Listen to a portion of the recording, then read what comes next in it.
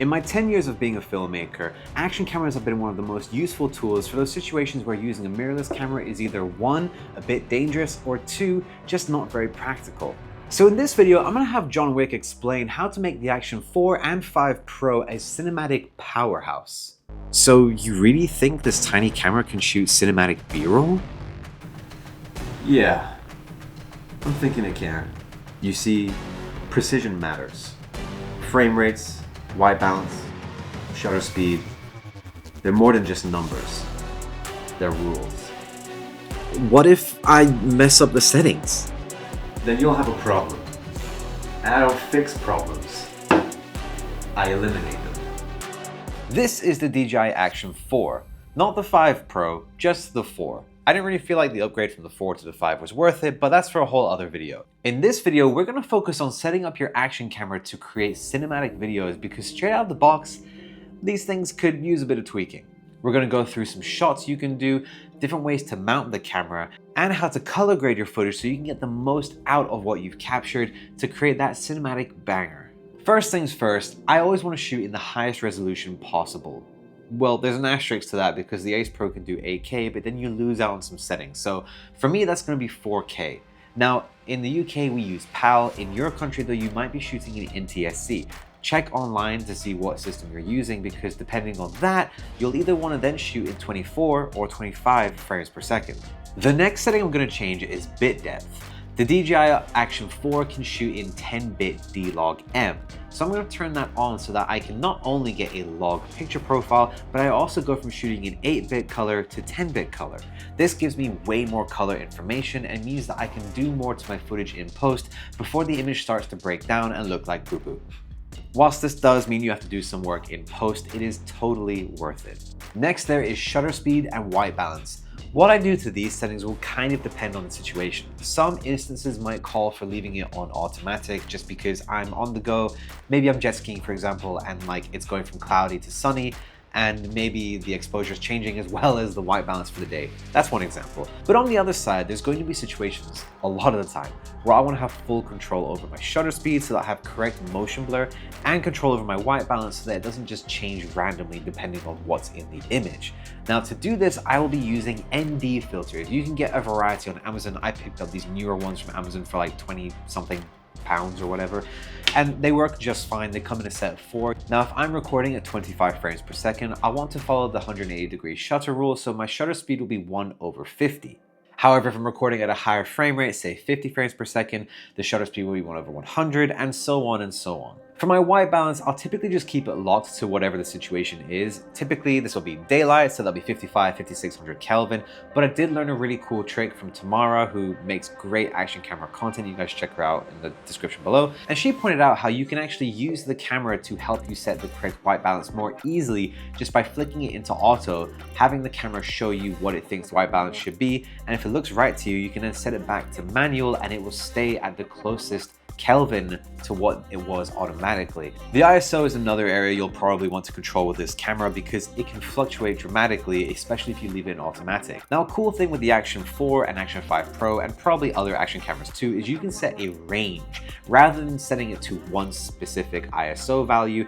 If you do want the camera to have some flexibility to play around with when it's shooting, perhaps you're in a situation where you're going from a dark area to a lighter area or vice versa, you can set a specific range of ISO. So it will not go any higher than a certain ISO, meaning you won't go so high that you start to introduce a lot of noise and your shot just looks really bad, and you won't go so low that the image looks too dark. So this is a really interesting method, but personally, I just set the ISO manually depending on the situation and kind of hope for the best sometimes, but most of the time I will make use of our trusted friend I've already mentioned, ND filters.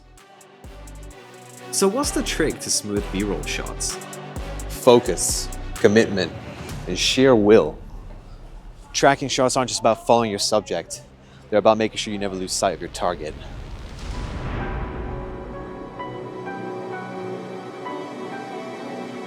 Slow motion. That's cinematic, right? You want cinematic? I want shot cinematic B-roll with a Nikon camera and a pencil. A fucking pencil.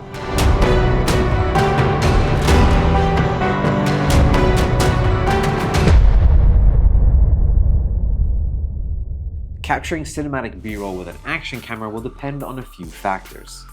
The first is frame rates. You can always make use of higher frame rates to achieve slow motion footage. You can slow down a shot for a number of reasons, but the main one is to emphasize an action. However, this doesn't always mean you need to shoot in slow motion all the time, because sometimes real time is all you need. I realize this kind of makes it sound like I'm saying don't bother shooting in slow motion when I just said to shoot in slow motion. What I really am saying is use slow motion effectively and use it in places where it makes sense. Don't just throw it in all the time, because then if all shots are special, no shots are special. Factor number 2 is angles. Even though this is an action camera, we can still treat it like a normal camera. You're probably thinking of just mounting it to your head or your chest or something and then using it like that. However, we can still get away with creating normal camera shots and focus on having a variety of them. Capture wide, medium, close-up shots, throw in different kinds of shots like Dutch angles, low angles, high angles, top-down shots, and more. We are kind of limited by only having one focal length, and the fact that these are fixed distance focus rather than having some cool autofocus features like bigger mirrorless cameras like the S5 Mark II, well, that would be very helpful, but we don't have that. So we are limited in some ways, but it doesn't mean you can't do other things with it. I would say focus on physically placing your camera in different locations to create different types of shots and work around the limitations that we have with these. And the third factor is camera movement. The Action 4 has great built-in stabilization, making it really easy to do smooth movements. And you can of course throw this thing onto a gimbal if you want to get even smoother or even longer smooth shots. Combining this with other camera movements like pans, tilts, whip pans, rotations, you can create a really interesting and unique sequence. So which mount is best? Depends who you're chasing, or who's chasing you. Of course, one of the benefits of an action camera is its mountability onto practically anything. Using a selection of mounting options, we can put this action camera in a huge selection of places. From mounting it on your chest or head for a POV style shot, to mounting it onto a moving object to get that object's perspective, like a banana gun. The small size of an action camera is part of what makes it unique. And when I do use an action camera, it's something I want to make sure I take full advantage of, because if I could use a bigger camera with a bigger sensor, I probably would. So using an action camera in places where it would shine, like an example, perhaps putting my camera onto my car, it's a little bit dangerous. I'd feel a lot safer using an action camera that can take a beating and also cost less just in case it does fall off and break. There are other obvious places where it makes a lot more sense to use an action camera, like mounting a camera to your head. Totally doable. Tilta makes a cool little helmet rig. You can put your larger mirrorless camera onto your head if you want to, but I also sometimes just want to get a cool POV shot without having to go through the hassle of 1, buying a new piece of gear, and 2, using counterweights and rigging a big camera in front of my face, and then I can't really see what I'm doing. Whereas I can just buy like a $20 head strap and put this on my head, or put this on my chest, or mount this onto my board, or anything else really that I can mount this camera onto using a clamp. Is lighting really that important? In films, every flicker of light, every shadow tells a story. In YouTube videos, it's no different. You don't see me, but you feel me. That's lighting done right. Action cameras have one pitfall: their small sensor. This is totally fine when you're outdoors in bright daylight, but when it comes to shooting inside or in low light situations, things tend to fall apart pretty quickly. I'm gonna make a separate video about low light settings for this thing, but what I will go through is how to light an interior scene for your action camera. Let's start with the key light. The key light should be your brightest light in the shot. I'll use this to light our subject. You'll want to place this ideally at a 45-degree angle to your subject's face. And to make the shot look even better, shoot on the shadow side of their face for interesting contrast. Next, I'm gonna make our subject stand out from the background by using a backlight. This is any light that is placed behind your subject. The light will create a nice rim of light around your subject's head and torso, which then helps them to pop from the background. It creates this separation and makes for a nicer overall image. You can then choose to use a fill light to fill in the shadow side of their face, or leave it as is. And these are some basic lighting techniques for filmmaking, but you can definitely apply these to action camera shots as well. Of course, when it comes to shooting outside, it is a little bit easier because there's more light, but you'll still want to make use of the sun's position in the sky when it comes to deciding how you're going to position your subject and your camera. Color grading seems complicated. It's not complicated. It's inevitable. Cool tones, deep shadows, pops of neon. This isn't just editing, It's art. Sound design. That's your final shot. Without it, your B-roll is just noise. Thank you, Mr. Wick. And now that we're all done shooting, let's get to the fun part. Editing, color grading, and sound design. Creating a cinematic sequence is about utilizing the best shots we've captured in the best way possible. We then want to make sure we make them look their best and enhance them with great sound design that utilizes diegetic sound, which is sounds that you'd hear in the real world, like people talking, birds chirping, cars going by, things like that. And then further enhancing it with non-diegetic sounds like booms and risers and drops, those things that make something feel epic that you never actually hear in the real world. And speaking of color grading, let's start working on this D-Log-M footage. Now, DJI do have a conversion LUT on their website for D-Log footage, and that makes our lives a lot easier because you can just take the log footage and boom, instant conversion into a Rec. 709 image. Now, DaVinci Resolve actually has an effect, and you'll see it here on this node labeled CST. And basically what CST is, it stands for Color Space Transform, and what it lets DaVinci Resolve users do is basically, we can tell the program what log profile we filmed in, and then it will automatically convert that to Rec. 709 for us. It's basically just a quick shortcut, so you won't have to download the conversion LUT from the manufacturer's website every single time. Like if I was filming with Nikon log or Canon log or Arri log or whatever, like it saves me having to do it because all of them are built in here. Very, very handy. Now, the one thing is that this is actually for D-Log. It's not for D-Log-M. They don't have one for D-Log-M here, which, you know, it is what it is, because really there's a really easy workaround, which is just to change the output of this node, aka reduce the strength of the effect by half, because if we put this back to full, you can see it looks fine, right? Maybe a bit more contrast than I want, but it doesn't look bad at all. But really, I want to have a bit more control over the contrast because you can see it's really just blowing the highlights completely. Now, ironically, I think it's just blown anyway, because even if I dial it back, it's still, you can see the information here is just gone. But I want to have the choice to control the contrast just a little bit. I want most of the work done, but I want to take care of like the fine details. So that's our color space transform. We now have a Rec. 709 image. It's time to start creating the look we want. First things first is just a simple contrast node, like I said before, just creating a bit of a simple S-curve. I have reduced the highlights here just to kind of help with the fact that there's clipping here. There are other clips we're going to be using, and I'll show you guys how this look works on those clips too. But for this one, I have just reduced the highlights a bit just to help out with that clipping. It's not going to do anything, but a man can dream. Next thing is to start pushing the colors we want. Now, a quick breakdown. We've got our primary color wheels and we have our log wheels. The primary color wheels are just the main color wheels. You know, if we push them a little bit, we get the colors we want. If we push them a lot, then we get way too much. So these are like the stronger versions of the color wheels. The log color wheels though, they're like for finer adjustments. You know, I'd have to push a lot to get any sort of similar effect to what pushing a little would in the normal color wheels. So going back to what I have done with the color wheels, in the shadows, I've basically put a bit of green teal. I'm going for kind of like a matrixy sort of look here. I mean, really just an action film look. I'm having a bit of fun with it. And I'm pushing, yeah, a bit of green, a bit of teal. And then to counter that in the gamma and the gain, I'm pushing a bit of warmth back into the image just to balance it out overall. For the log wheels, I've done a bit more pushing of green teal into the shadows, and I have left everything else as is, because the main thing I'm playing with here is the shadows color and such. Now, I always want to make sure that our skin tones look like skin. So to do that, what I have done is in the curves adjustment, the hue versus saturation, I have just pushed red and yellow a bit more in saturation. I've left everything else the same. That way we just get a bit more, whoops, other way. We just get a bit more color to our skin. It looks a bit more natural.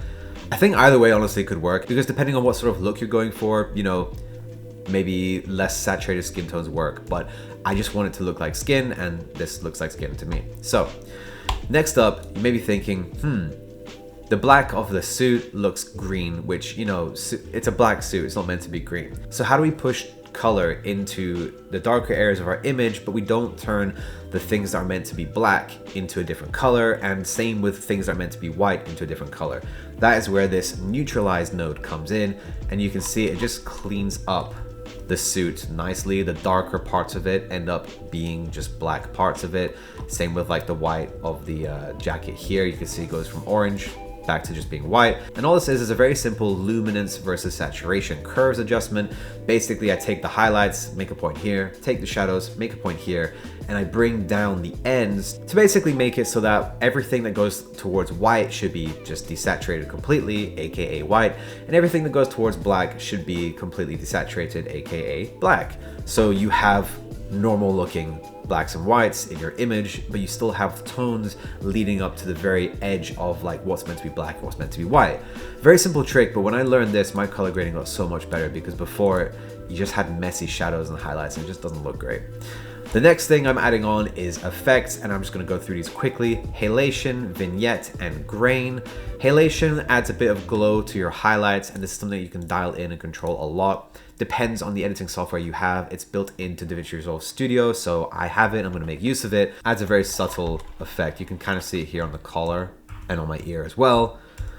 It's a nice little like filmic sort of tool I like to use. Vignette, it's action. I just want to draw the viewer's eye towards me. And then grain is film grain. You probably can't even see it. Honestly, I can't even see it, but it's there. Okay, now let's take a look at some other clips. This one also has blown highlights. It was kind of tricky to balance this, to be honest. It's part of the whole dynamic range and small sensor thing we spoke about earlier in the video. It's hard to balance out how something looks because, well, really we needed lights. If we used lights, I could have ND'd for the sky, but it is what it is. We have a sort of similar look here, contrasty, poppy, but we have all of the tones. If we turn everything off and just have the color space transform here, you can see it looks like flat. Boom, contrast, color, vignette. Looks nice. And then same for this shot here. If we turn everything off except for the color space transform, well, we'll go one by one actually. So add the color space transform, add a bit more contrast, push some color, push the skin a bit, neutralize the shadows and highlights, and then boom, all the effects, and there we go. Honestly, with this one, I feel like I could turn off the skin tones and it still looks pretty good, but we'll leave them on for now.